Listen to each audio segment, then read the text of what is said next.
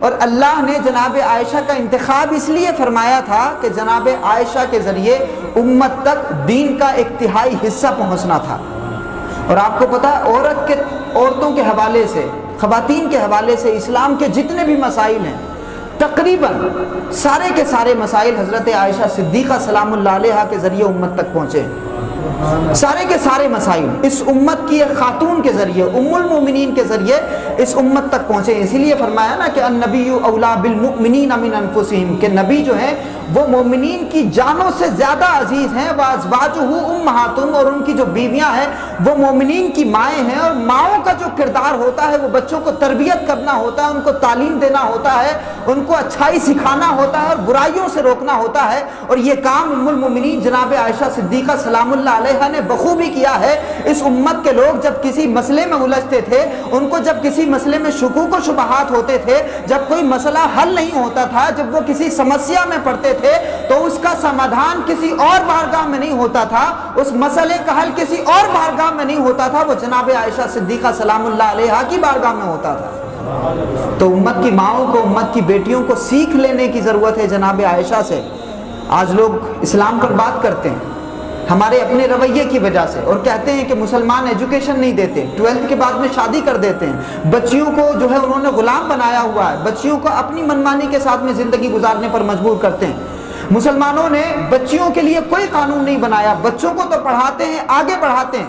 آخر یہ الزام مسلمانوں پر کیوں لگا؟ اس کی وجہ یہ ہے کہ ہم نے کہیں نہ کہیں اس بات پر توجہ نہیں دی کہ جس طرح سے ہمیں بیٹوں کو پڑھانا ہے، بیٹوں کو آگے بڑھانا ہے، ان کو IPS بنانے کی کوشش کرنا ہے، ان کو بڑا تاجر بنانے کی ہم کوشش کر رہے ہیں، ان کو عالم دین بنانے کی کوشش کر رہے ہیں، اس سے زیادہ توجہ ہمیں عورتوں کی تعلیم پر دینا ہے، بچوں کی تعلیم پر دینا ہے، بچیوں کی تعلیم پر دینا ہے۔ کیونکہ جب ایک مرد دیندار ہوتا ہے تو دین دہلیز تک پہنچتا ہے، اور جب ایک خاتون دیندار ہوتی ہے تو دین نسلوں تک پہنچتا ہے۔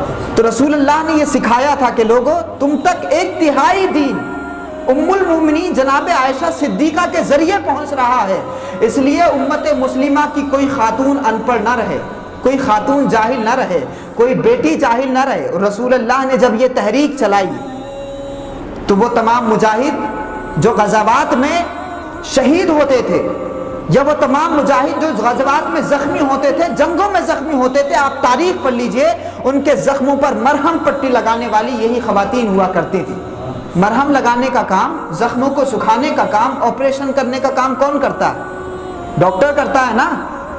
اب ہم تو اس میں پھنسے ہوئے ہیں کہ بچیوں کو ہم اسکول میں پڑھا سکتے ہیں کہ نہیں پڑھا سکتے ہیں، کالج میں پڑھا سکتے ہیں کہ نہیں پڑھا سکتے ہیں، اور ڈر اس بات کا لگا رہتا ہے کہ یہ دوسرے معاشرے میں چلی جائے گی، دوسرے ماحول میں چلی جائے گی۔ بھئی اللہ نے کسی بھی بچے کو یکایک تو 12 سال کا نہیں کر دیا، اللہ نے پیدا کیا ہے، نطفہ آنے سے پہلے تک تمہاری ذمہ داری تھی، اور جب بچہ آغوش رحم مادر سے آغوش مادر میں آتا ہے تب وہ بڑا چھوٹا ہوتا ہے، آپ کے ہاتھ میں۔ تو رسول اللہ نے تربیت کرنے کا سلیقہ سکھایا اور یہ بتایا کہ اپنی بچیوں کی ایسی تربیت کرو، اپنے بچوں کی ایسی تربیت کرو کہ وہ بچے جب اندھیروں میں چلے جائیں تو تمہاری تربیت کا نور لے کر ان اندھیروں میں روشنی پھیلا دیں۔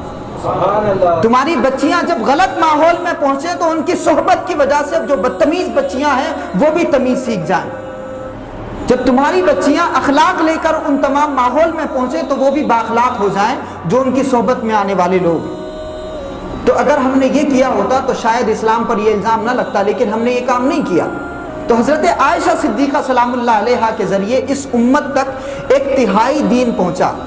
تو ہم یہ کہہ سکتے ہیں کہ حضرت عائشہ صدیقہ امت مسلمہ میں وومن امپاورمنٹ کی ایک سمبل ہے، ایجوکیشنل امپاورمنٹ کی ایک سمبل ہے۔